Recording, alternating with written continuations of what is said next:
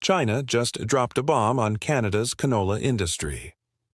A preliminary 75.8% tariff on Canadian canola seed kicked in this week, sending farmers, exporters, and markets scrambling.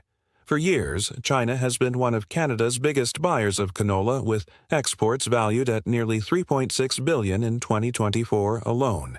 And with this new duty in place, that market has basically shut down entirely. Canadian farmers who counted on steady sales to China are now looking for other options. Many shipments are heading to the U.S., a shift that could shake up domestic prices. Carney has been leading Canada's effort to smooth relations with Beijing. The latest move shows how tricky those negotiations can be, and raises questions about whether the strategy has actually kept pace with China's aggressive trade tactics. Now, this goes beyond a simple tariff. For Canada, it hits right at the heart of agricultural economy, and the consequences are really being felt already. The new tariffs hit hard and fast. China announced a 75.8% duty on Canadian canola seed, part of a bigger investigation that started last September. They've already added 100% tariffs on canola meal and oil earlier this year. And the worst part about all this is that it landed in the middle of harvest planning and contract season, which makes the timing terrible for the farmers and exporters. China says Canada gives unfair support to farmers, but for growers in Saskatchewan and Alberta, that doesn't change the fact that billions of dollars in sales just is gone. And the markets reacted right away. Canola futures on the Intercontinental Exchange fell about 6.5%, and traders warned that prices could drop even more. The shock hits farmers and processing plants very quickly, and it does not take long for work for fear and worry to spread. And that's where the U.S. comes in. With China off the table, Canadian shipments are now heading south. American buyers are stepping up to take the extra supply, helping keep prices from falling even further. And it shows how the U.S. can't be a steady partner when trade problems hit. Now, while Canada is left trying to catch up, Carney is making attempts to fix trade with China, and it's not looking great. He's been trying since June to sort things out, but the new duties show that his efforts aren't stopping China from acting. Farmers and exporters are stuck in the middle, hoping Ottawa can find a real solution before the damage spreads. Canadian officials were quick to respond. Trade ministers Mander Satu and Heath MacDonald said they were deeply disappointed with China's latest move. They stressed that Canadian farmers do not dump their crops and that the government is committed to keeping trade fair. Words aren't going to stop billions of dollars in lost sales. The clock is already ticking for farmers who counted on China as a steady buyer. For the farmers themselves, the news hit like a really heavy punch to the gut. Fève, canola, is one of Canada's most valuable crops, supporting thousands of families across Saskatchewan, Alberta, and Manitoba. Many have already planted for this year, expecting contracts and shipments to China. Chris Davidson, president of the Canola Council of Canada, pointed out that with these tariffs, the market is closed effectively. Farmers are now facing unsold crops, lower prices, and really stressful scramble to find alternative buyers. For communities built around agriculture, this is more than numbers.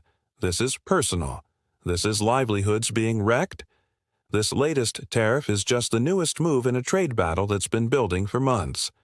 Last year, Auto hit China with 100% tariffs on electric vehicles and added a 25% levy on steel and aluminum. Beijing responded by targeting Canadian canola meal and oil.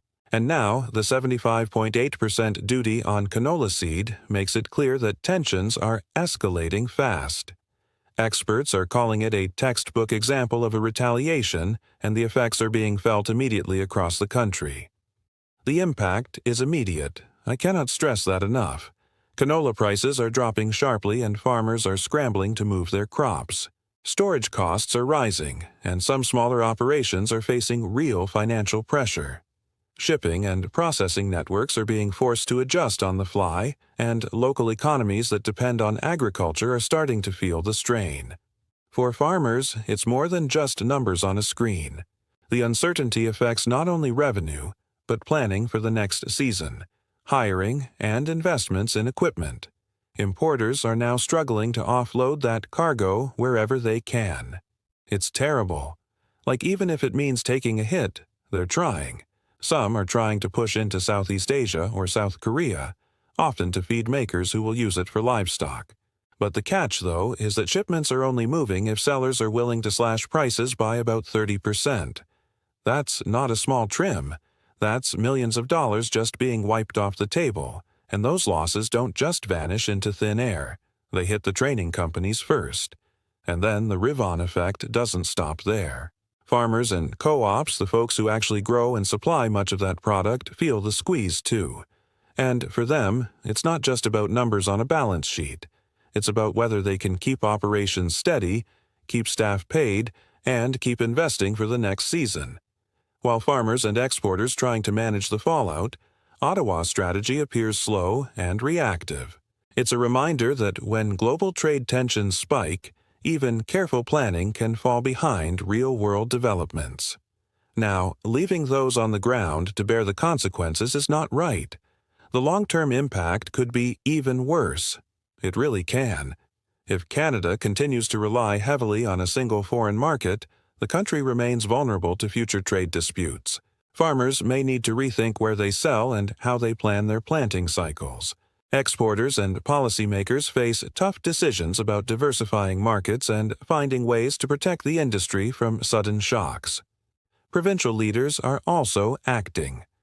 Saskatchewan's Premier Scott Moe has announced plans to travel to China to try to persuade Beijing to lift the duties and open lines of dialogue.